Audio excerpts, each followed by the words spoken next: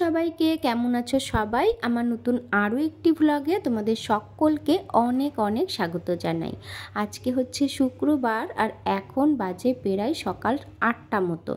তো আজকে একটু সকাল সকাল ঘুম থেকে উঠে পড়েছিলাম, আর ঘুম থেকে উঠে দেখছি এত সুন্দর রোদ উঠেছে বাইরে।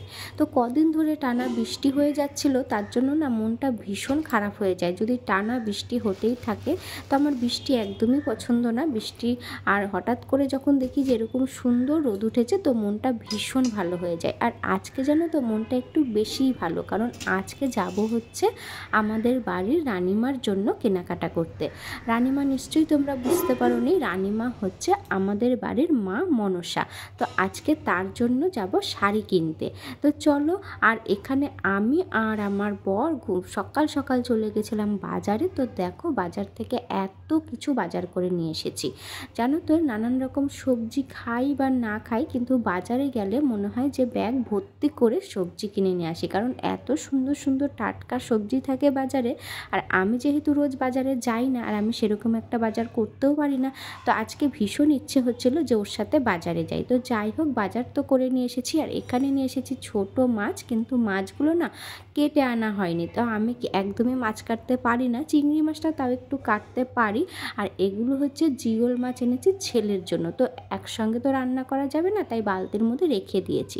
তো আজকে যেহেতু ও বাড়িতে আছে, তাই ভাবলাম একটু লুচি বানাই, কেননা লুচিটা না ও না থাকলে সেরকমভাবে আমাদের খাওয়া হয় না। তো যাই হোক, আমি এখানে লুচি বানিয়ে নিই, আর তোমরা দেখতে থাকো আজকের ব্লগটা। আশা করছি তোমাদের ভালো লাগবে। সকালের খাওয়া দাওয়া শেষ করার পরে চলে এলাম আবার দুপুরে রান্নাবান্না করতে। তো তার আগে মাছগুলো আমি কেটে নেব। আর এখন প্রায় সকাল 10টা মতো বেজে গেছে, আর ভাবছি কেনাকাটা করতে একটু সকাল সকালই বেরোবো, কেননা এখন এমনিতেই পুজোর আর বেশি দেরি নেই। আর তার মধ্যে না দোকানে রাতের বেলার দিকে একটু ভিড় হয়ে যায়। তো ভাবছি একটু দিনে দিনেই যাব, যাতে একটু ফাঁকায় ফাঁকায় একটু কেনাকাটা করতে পারি। আর যেহেতু মায়ের জন্য শাড়ি কিনবো, বুঝতেই তো পারছো, কয়েকটা শাড়ি দেখেই তারপরে নিতে হয়। তো যাই হোক, এখানে আমি মাছগুলো কেটে নিয়েছি। এবার মাছগুলোকে একটু ভালো করে ধুয়ে নেব। আর জানো তো, আমরা দুজনের কেউ যে খুব একটা মাছ খেতে ভালোবাসি তা কিন্তু না। তাও বাজারে গেলে না টাটকা মাছ দেখলেই মনে হয় যে কিনে নিয়ে আসি। এতে করে কি হয়, রান্না করে কিন্তু সেরকম একটা খাওয়া হয় না, ফ্রিজে সেই মাছগুলো থেকেই যায়। যেমন আজকেই চিংড়ি মাছগুলো কিন্তু আর রান্না করব না, সেটা ফ্রিজেই রেখে দেব। তো ফ্রিজে যে আগের মাছ ছিল সেটা দিয়ে ভাবছি, কাতলা মাছের মাথা ছিল, সেটা দিয়ে আজকে করব মুগ ডাল। আর তার জন্য এখানে আমি নিয়ে নিয়েছি বেশ খানিকটা পেঁয়াজ কুচি, আর আদা, লঙ্কা আর টমেটো কুচি।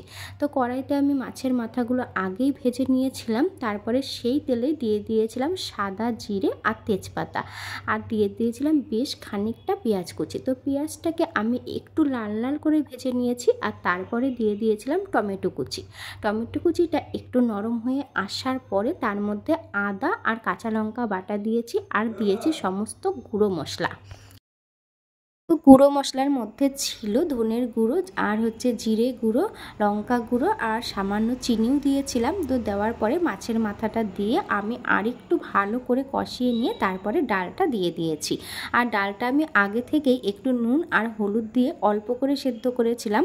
আমার মনে হয় মাছের মাথা দিয়ে মুগ ডাল করলে না ডালটা একটু দানা দানা থাকলে ভালো লাগে, আর তারপরে একটুখানি ফুটিয়েও নেওয়া যায়। তো নামানোর আগে আমি দিয়ে দিয়েছিলাম 1 চামচ মতো ঘি, আর হচ্ছে গরম মশলা।